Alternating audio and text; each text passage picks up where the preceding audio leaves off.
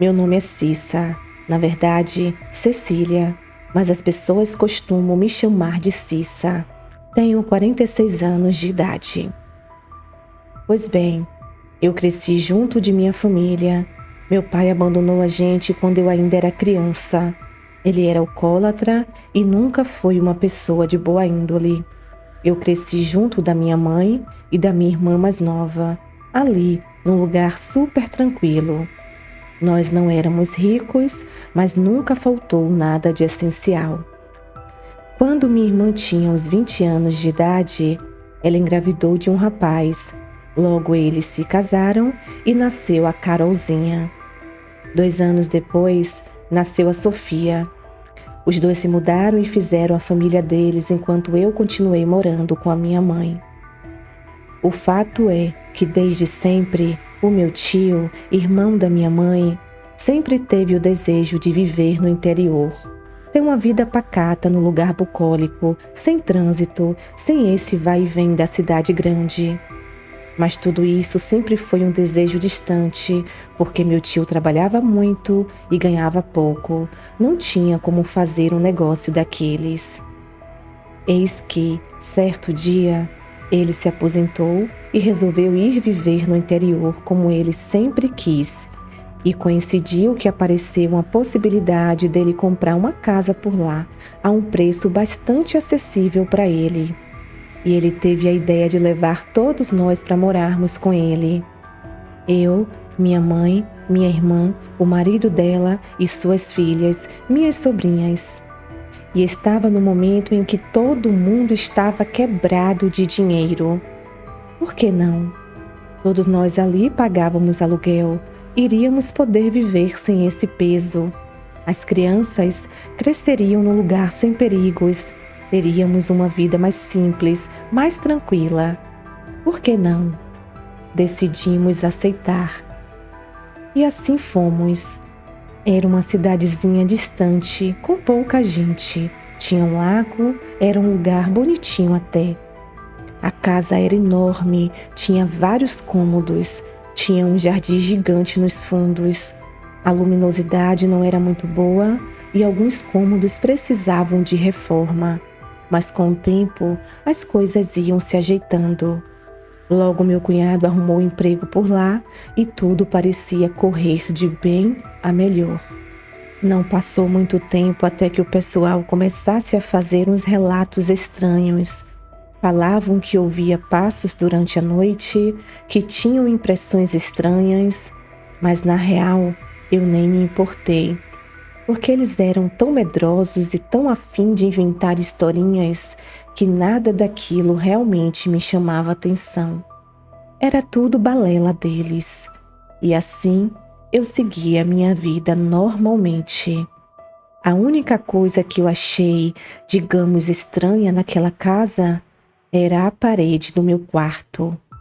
Ela parecia ter uma emenda, como se tivesse alguma coisa ali diferente.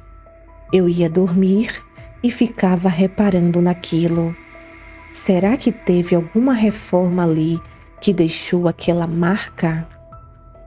Pouco tempo depois, a Carolzinha começou a dizer que tinha conhecido uma garota lá pro interior da casa.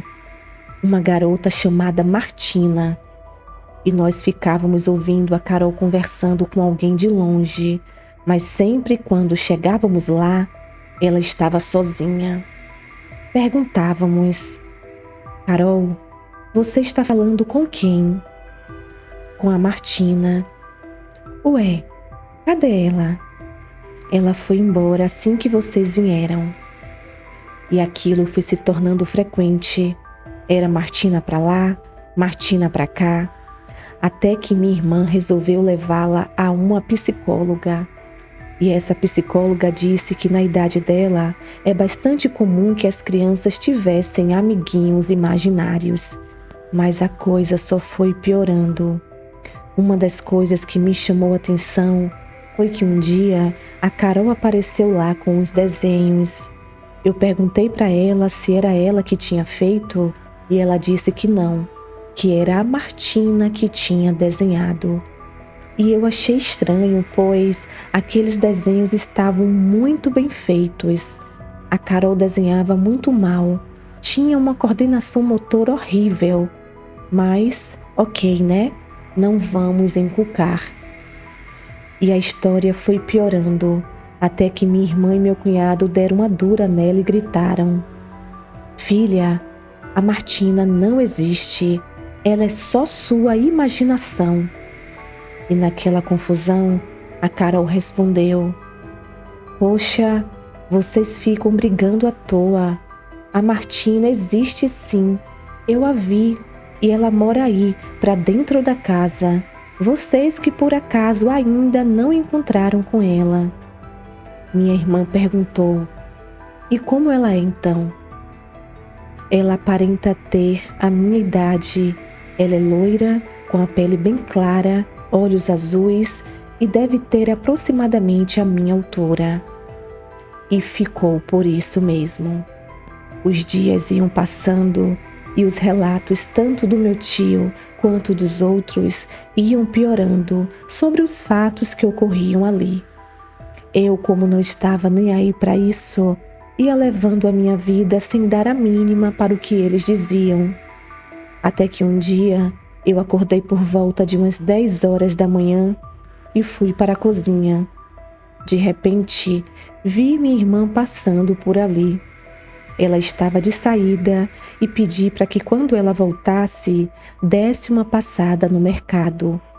Ela me olhou com um olhar frio e disse: "Tá, depois eu faço isso." Quando eu a vi daquele jeito, já imaginei que ela tinha acordado azeda e nem prolonguei muito a conversa.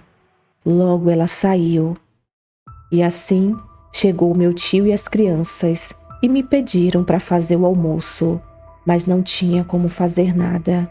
Não tinha nada em casa para a gente preparar.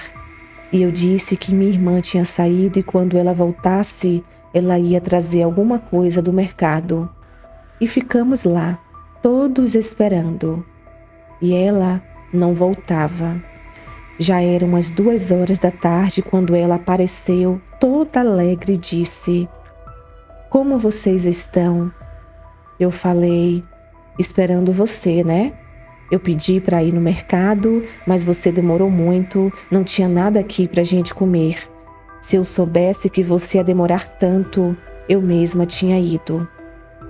Ela estranhou e disse que eu não tinha falado nada com ela. Eu questionei se ela estava bem, pois tínhamos claramente conversado de manhã, e ela me disse que passaria no mercado na volta. Ela disse que isso era impossível, pois ela tinha saído de casa bem cedinho para ir ao médico e na hora todos estavam dormindo. Para piorar, apareceu a minha mãe e confirmou que tinha visto ela sair de madrugada e que ela tinha consulta naquele dia. Não tinha como eu ter falado com ela. Na hora, eu fiquei meio confusa. Achei que a minha irmã estava brincando, mas ela afirmava que era verdade, que não havia falado comigo. E eu reparei que realmente minha irmã parecia estar usando uma roupa diferente da que eu tinha visto ela mais cedo. Não lembrava exatamente porque na hora eu nem tinha prestado atenção nas roupas. Mas a partir dali, eu comecei a me dar conta que eu estava num ambiente meio esquisito mesmo.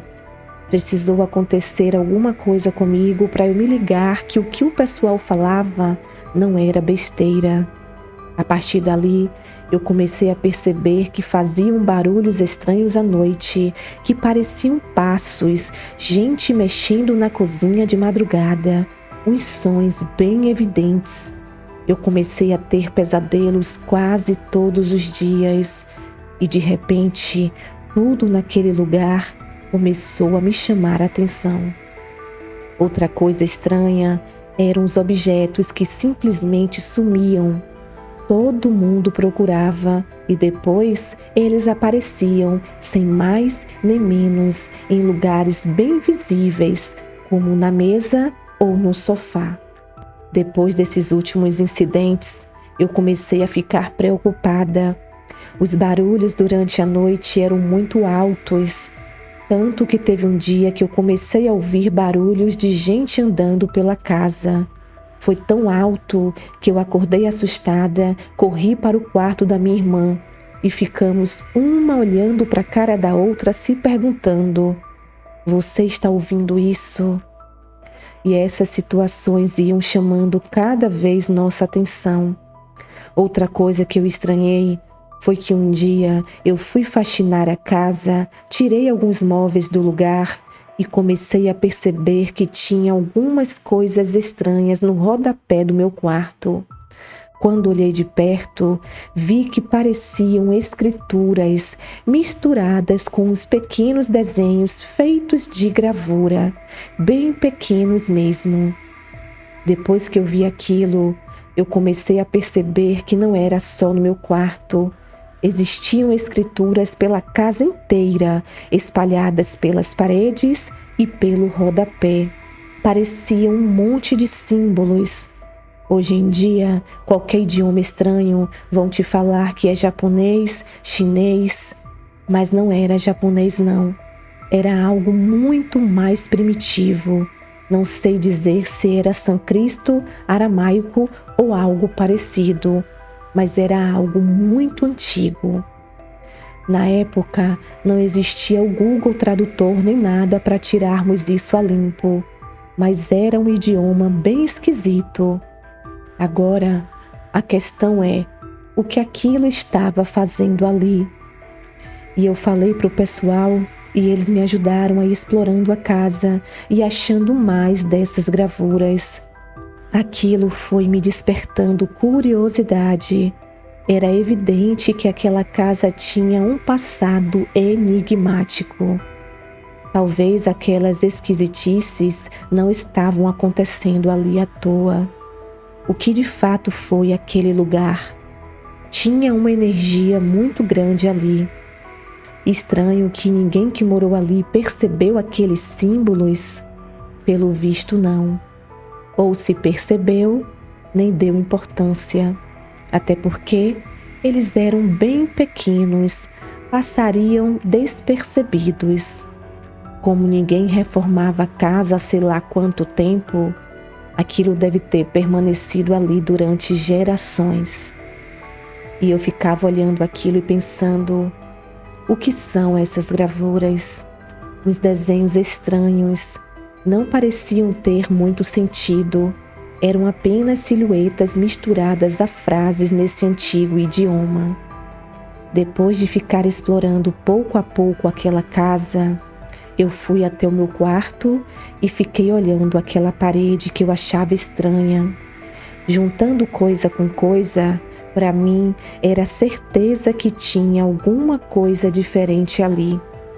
Aquele pedaço tinha um desnível, como se tivesse tido uma porta ali que tivesse sido emparedada. E com isso na minha cabeça, eu fiquei analisando a parede e senti que aquele pedaço parecia oco. Será que tinha alguma coisa mesmo ali por trás?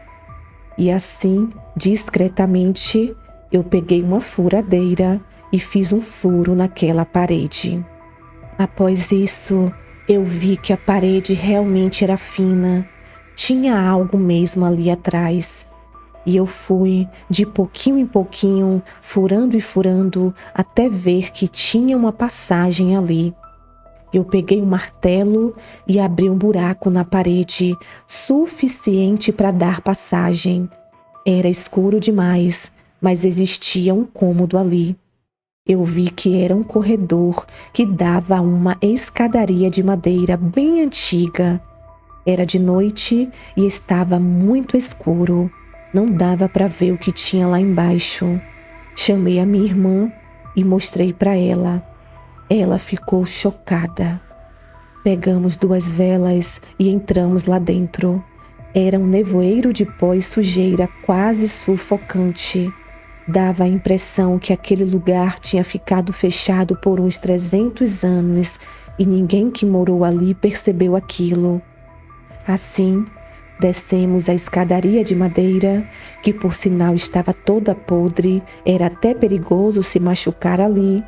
e ficamos diante de um grande corredor com alguns cômodos. O local era bem maior do que aquilo que eu estava imaginando. As paredes daquele lugar eram cheias de uns desenhos que pareciam anjos e seres elementares. Minha irmã estava tão apavorada que ela só conseguia dizer: "O que é isso? O que é isso?" De fato, aquele local tinha sido alguma coisa no passado, e conforme íamos andando, as pinturas iam ficando cada vez mais sinistras. Pareciam cenas de sacrifícios, torturas e sangue. Sem contar que as paredes estavam cheias daquelas escrituras estranhas. Voltamos, chamei meu tio e o meu cunhado e eles ficaram assombrados com aquilo. Eles exploraram o local por um tempo, mas como estava muito escuro, era melhor esperar o dia amanhecer. No dia seguinte, já com uma iluminação melhor, entramos lá novamente e rodamos tudo. Tinha objetos que haviam sido abandonados ali, castiçais antigos e móveis que pareciam abandonados há séculos, tudo podre. Não achamos nada significativo. A minha curiosidade de vasculhar ali era enorme. Eu queria desvendar o mistério daquele lugar. Ao final daquele corredor, tinha um altar com os móveis. Logo chamamos a polícia e eles entraram e investigaram o local. Mas o que eles disseram foi mais do que óbvio.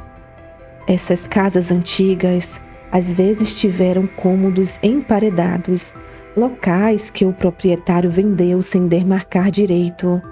E isso foi passando de geração para geração, sem ninguém perceber. Parece estranho, mas é mais comum do que se imagina. Os policiais disseram também que não havia evidência nenhuma de crime ali, e em seguida foram embora. E nenhum vizinho que morava lá perto nem suspeitava o que de fato existiu ali. Mas aquele local tinha uma energia muito ruim. Juntando coisa com coisa, isso ficava cada vez mais evidente. E para aquele local ter sido emparedado, boa coisa não era, né? O que estariam escondendo ali? Mas, como aquele lugar fazia parte do terreno, vamos limpar, né? Meu tio pretendia usar aquele local mais para frente, reformar, pintar, enfim. Eu estava louca para descobrir o que era aquilo. Talvez toda a explicação para os mistérios daquela casa estivessem ali. E assim, durante 2 semanas, limpamos os cômodos, as crianças reviraram ali e não gostaram nem um pouco. Ninguém quis brincar por lá. E logo eu fui me acostumando com o local. Entrava e saía já fazendo faxina sem nem me importar com nada. Até que um dia eu estava sozinha em casa e estava limpando os fundos desse lugar, próximo do altar, quando eu vejo que tinha uma pessoa ali. Quando eu olhei aquilo, tomei um susto. Tinha alguém todo de preto com um capuz na cabeça. Quando eu vi aquilo, eu dei um grito e saí correndo feito louca. Passei pela escadaria toda quebrada, me machuquei e fui parar lá na rua. Logo minha irmã e meu cunhado chegaram e eu contei desesperado o que havia acontecido. Eles entraram lá e não encontraram nada. Não tinha ninguém ali. Meu tio ficou sabendo da história. Como já estava todo mundo apreensivo, ninguém duvidou do que havia acontecido. Eu disse apenas: "Fecha essa droga dessa parede." Meu tio contestou e disse: "Mas foi você que abriu. Nós ainda podemos aproveitar o cômodo, reformar." Eu retruquei: "Essa passagem fica no meu quarto. Eu não quero que tenha nada aqui. Apenas fecha isso."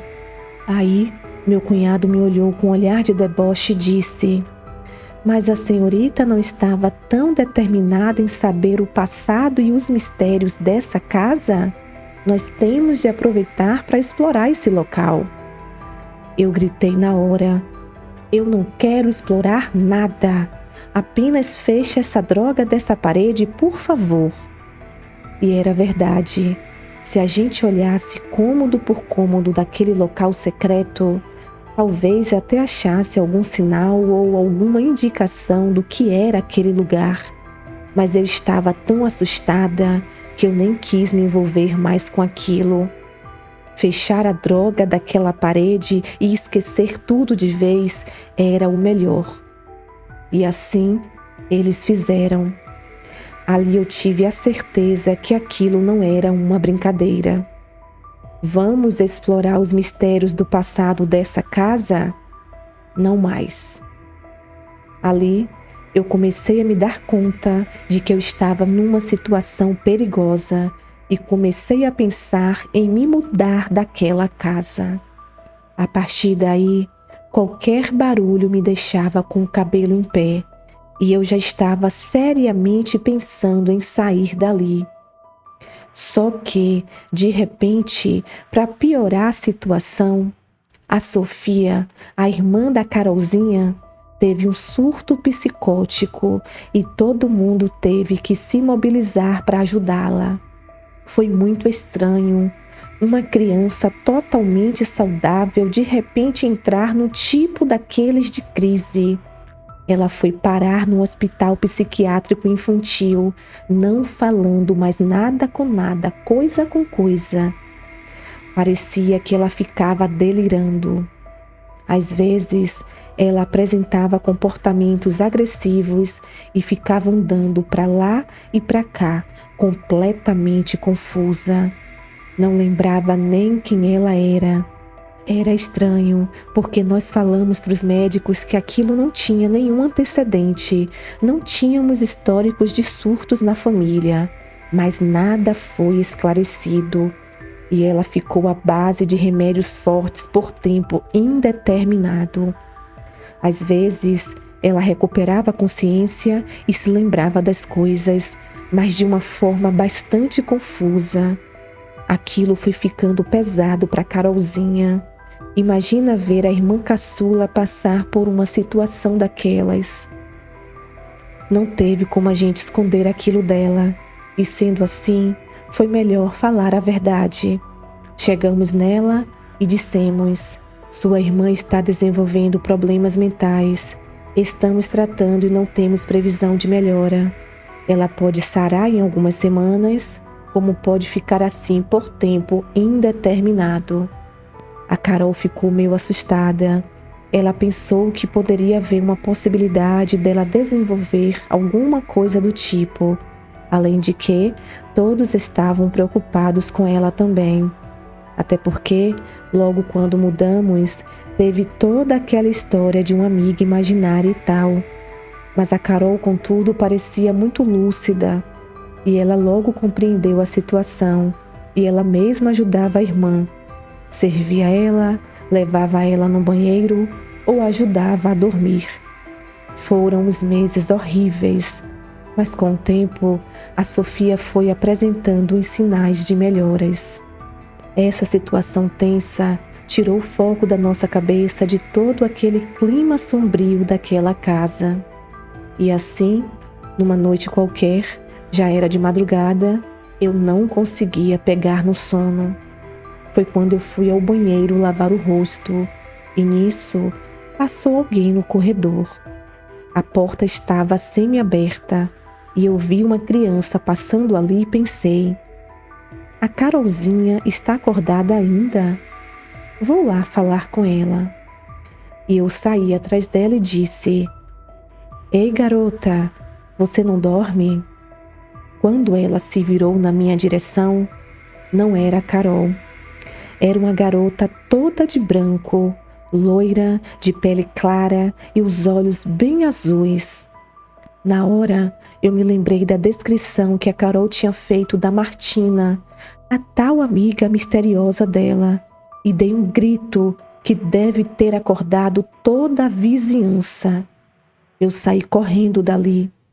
Meu tio, minha irmã e todo mundo vieram saber o que estava acontecendo e ninguém achou a tal garota. Aquilo me chamou a atenção. A garota batia perfeitamente com as descrições da Carol sobre a tal menina que ela falava. Quando eu contei isso a ela ficou bem brava e falou para todo mundo. Estão vendo? Eu disse que essa garota existia. Vocês não acreditavam em mim. Me chamaram de louca, me levaram em psicólogo. Tá aí a resposta de vocês. Aí eu perguntei para ela, quem é essa tal garota? E fiquei conversando com a Carol. E ela falou a mesma coisa de antes, que ela morava lá pro interior da casa e também não sabia muito a respeito, que algumas vezes ela apareceu para ela enquanto ela estava brincando e elas interagiram, mas não era amiga dela e nem nada do tipo. E inclusive ela achava a situação tão estranha quanto eu. E de fato, tudo aquilo era bizarro demais. E sendo sincera, não havia nada na aparência dessa menina que fosse assustador. Era uma criança normal, mas a situação era tão sinistra que eu não conseguia pensar na história sem ficar com medo. E pior, conversando com a Carol, eu via que ela tinha noção de tudo o que estava acontecendo. Ela era corajosa mesmo. Se fosse eu quando criança numa situação similar, era capaz de entrar em pânico. Depois desse incidente, se passaram 6 meses. O fato de a Sofia ter ficado doente tirou todo mundo do foco do mistério daquela casa. E ela melhorava e piorava. Todo mundo já estava acostumado com as rotinas que criamos para ajudá-la. O dia do médico, os remédios, e até que um certo dia, ela voltou a si. Parecia lúcida novamente. Os psiquiatras disseram para acompanhar e ver como ela ia ficar depois daquilo. Ela podia ter uma recaída. Ela não se lembrava de nada do que tinha acontecido durante o período do surto. Era como se tivesse passado uma borracha naquele pedaço da memória da garota. Mas, com ela mais saudável, já estávamos ali acostumados e parecia que estávamos num ambiente normal. E nessa daí, um dia, eu estava sozinha e fui na sacada de casa, quando vi uma mulher lá no Jardim dos Fundos. Fazia uma tarde ensolarada e eu estranhei. Como que essa senhora invade o nosso quintal dessa maneira? Seria alguma vendedora sem noção? Ou alguma pessoa com problemas mentais? Decidi ir lá e fui. Eu queria perguntar a ela o que ela estava fazendo ali. Ela estava parada olhando o ambiente. Parecia ter uns 70 anos de idade. Eu fiquei olhando para ela, me aproximei e logo disse: "Ei, tudo bem aí?" E ela virou na minha direção e não me respondeu.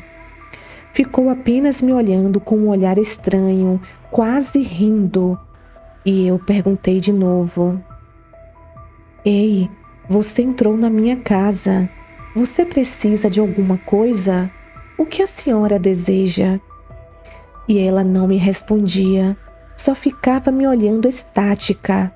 E eu fui chegando perto dela, quando de repente vi que ela tinha presas 2 dentes que iam até a altura do queixo, mais ou menos. Eu dei um grito quando eu vi aquilo e saí correndo pela rua sem olhar para trás. Aquilo foi aterrorizante. Logo meus parentes chegaram e eu contei a história. Novamente, ninguém achou essa mulher. Reviraram tudo, mas não acharam nem o sinal. Depois que eu vi aquilo, eu falei pro meu tio: "Eu não fico nem mais uma noite aqui nesse lugar. Se vocês quiserem continuar aqui, o problema é de vocês." E assim, eu voltei para onde eu morava. Arrumei um trabalho na cidade e fiquei por lá. Passou uns dias, o meu tio ficou bem pensativo. Todo mundo lá ficou olhando um para a cara do outro, tipo, vamos ficar morando aqui mesmo nesse lugar? Não adiantava mexer, deixar bonitinho, deixar passar os anos. Nada ia resolver. Aquela casa nunca seria normal. E logo meu tio decidiu vendê-la. Todos voltaram para a cidade e passamos a morar num condomínio, um perto do outro.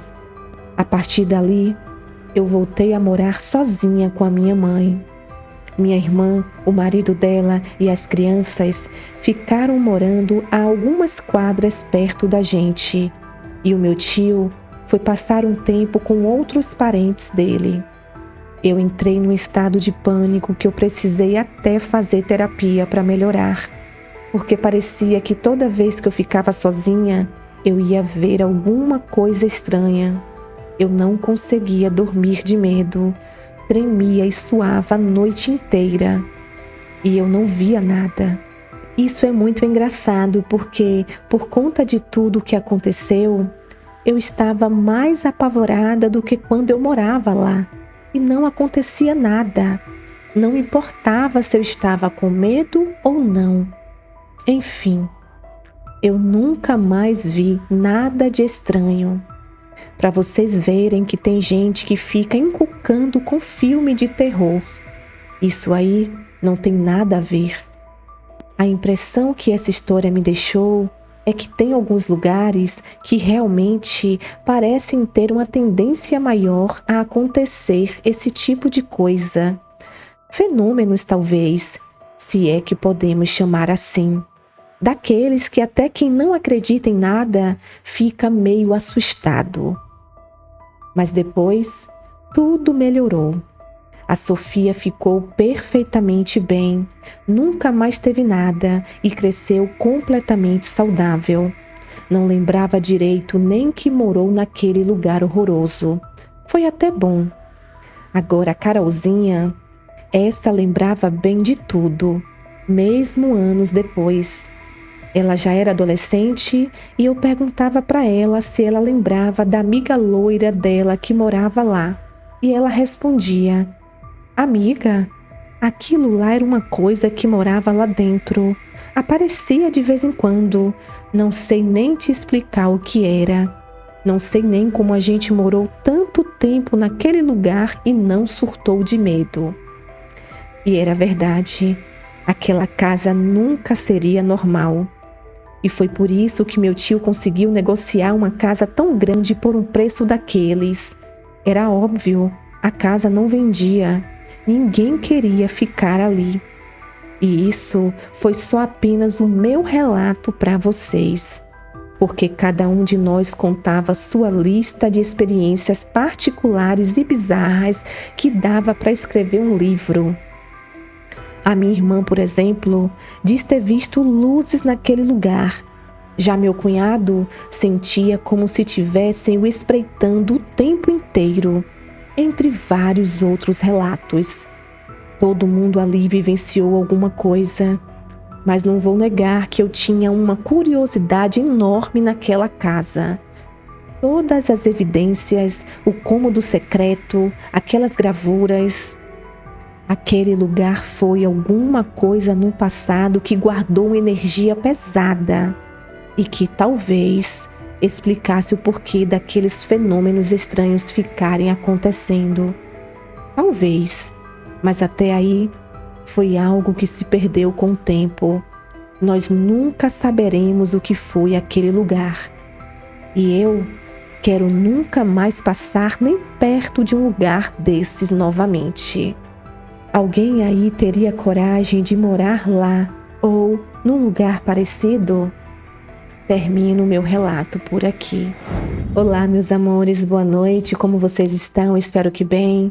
E vocês acabaram de ouvir um relato bem detalhado da nossa amiga querida Cissa. Cissa, muito obrigada mais uma vez por você compartilhar toda essa experiência conosco, tá? Meu amor, Eu não teria coragem de morar nessa casa, viu? De jeito nenhum. No seu lugar, eu teria ido embora há muito tempo. Será que os amigos aqui do canal teriam coragem? Eu vou esperar que eles respondam a gente no comentário.